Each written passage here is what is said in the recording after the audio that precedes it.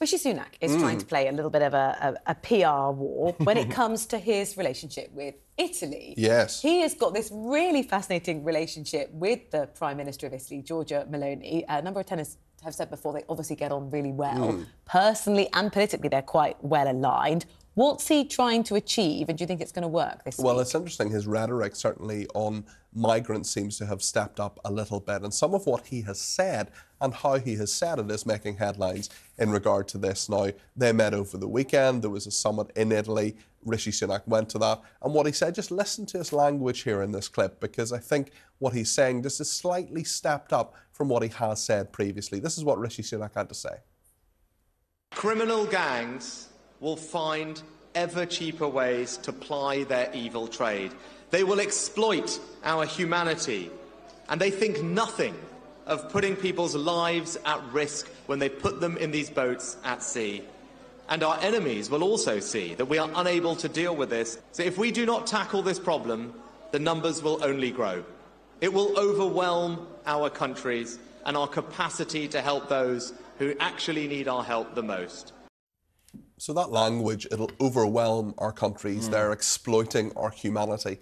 That rhetoric, that level of rhetoric is a little bit more than Rishi Sunak has said before. Sometimes when you're around people, I suppose, like Giorgia Meloni, who will go further than Rishi Sunak will, maybe you get into that mood, maybe you say a bit more. But certainly we haven't heard, I think, language just quite as strong as this from Rishi Sunak previously. We spoke about this over the weekend, actually, on Talk Today. The fact is that Rishi Sunak suddenly seems to be toughening the line. You know, they've said that in the illegal migration bill that Rwanda is a safe country. They used the notwithstanding clauses. They said they disapply the Human Rights Act. They haven't left the ECHR. Who is he talking to here? Is he talking to people who might vote Conservative, who are wavering, maybe joining other parties? Or is he actually talking to people like Robert Jenrick?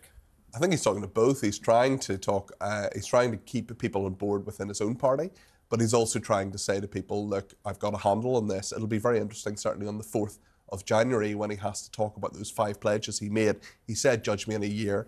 He will say boats are down. He's stopped a third of them, but obviously 2/3 of them he hasn't stopped.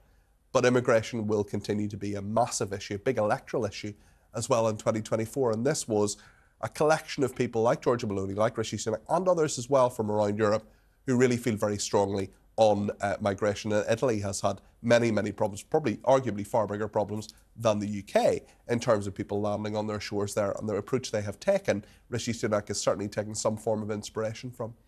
Immigration, one key thing that the government are trying to say, look, we've got a handle on this. Whether they're doing that successfully or not begs the question. The second one, of course, one of those big 5 pledges, is to cut down NHS waiting lists. Yes. It's just going to be a really challenging week. We've got a series of junior doctor strikes coming up. The Times this morning is reporting on the scale of the obesity problem in the UK and the cost that is having on the NHS.